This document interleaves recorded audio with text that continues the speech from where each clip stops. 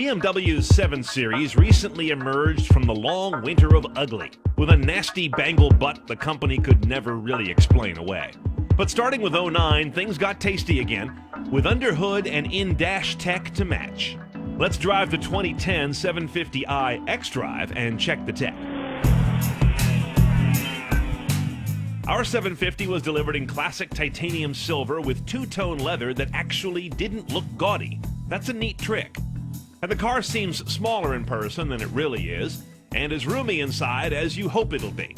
There's also an Li model for a handful of additional inches in the wheelbase. Our car was an xDrive with all-wheel drive.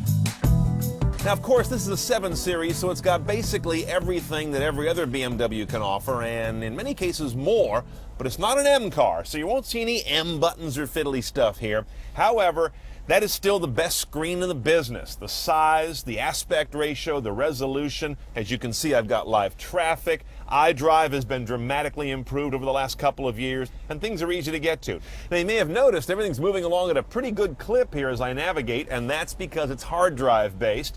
And because it's hard drive based, that means some of that's left for you. I think it's 12 gigabytes for you to put music on. Single optical disc here in the car is standard. We have the premium audio system, which adds that 6-disc CD and DVD drive there above the glove box. Therefore, you can watch movies on the front screen when you're parked. It doesn't work while you're driving. External devices, of course, refers to this USB jack right here, or I can connect my iPhone or iPod with a special cable that goes to both aux and USB. I'm not crazy about those hybrid cables, but they're used on some vehicles, and this BMW is one of them. And because we have premium sound, which brings us a lot of these extra peripherals, we've got a little more flexibility on the tone, but it's not that advanced. There's no Dolby or DTS or True Surround on this guy, but you do have a full multi-band equalizer.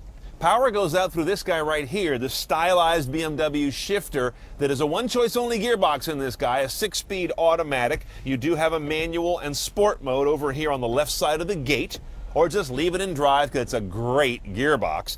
One thing this gear shift won't do, unless you pay for an a la carte option, is pull up a rear view camera when you're in reverse. This is an $80-something thousand car, and a rear view camera is not stock.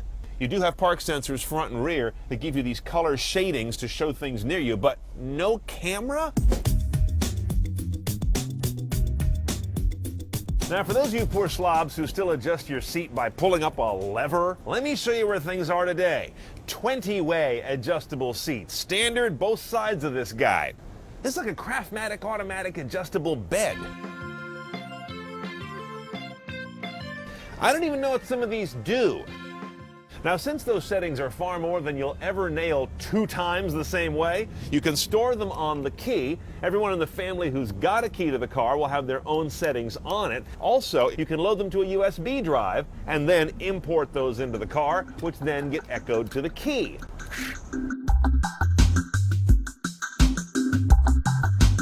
Now, under the front end, we've got the 4.4-liter twin-turbo V8, which is going to give you 400 horsepower, 450 foot-pounds of torque. That last number is the really cool one. 0 to 60 on this big guy is about 5 seconds. 4,900 pounds worth? Not bad. What is bad is the MPG, 1420. That's the optimistic EPA set. You're going to get hit with a gas guzzler tax of 1,300 when you buy one new.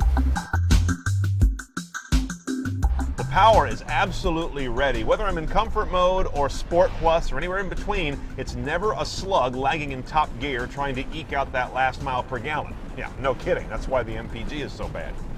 It's a big car, but it moves like what a 3 Series should move like. With a heavy ride, but light handling.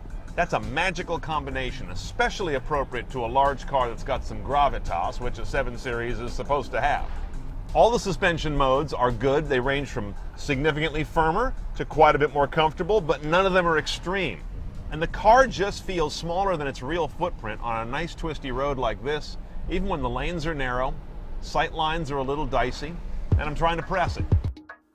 We have BMW's excellent head-up display on our vehicle, which can display speed, nav directions, and other messages, and always does so with great clarity and brightness. Okay, let's price this big Bavarian banker's delight.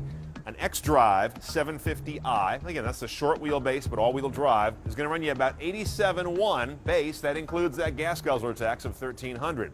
Then to go CNET style, you got to add premium sound. That gets you iPod, USB, better audio, and the 6-disc changer just above the glove box. $2,000 for that.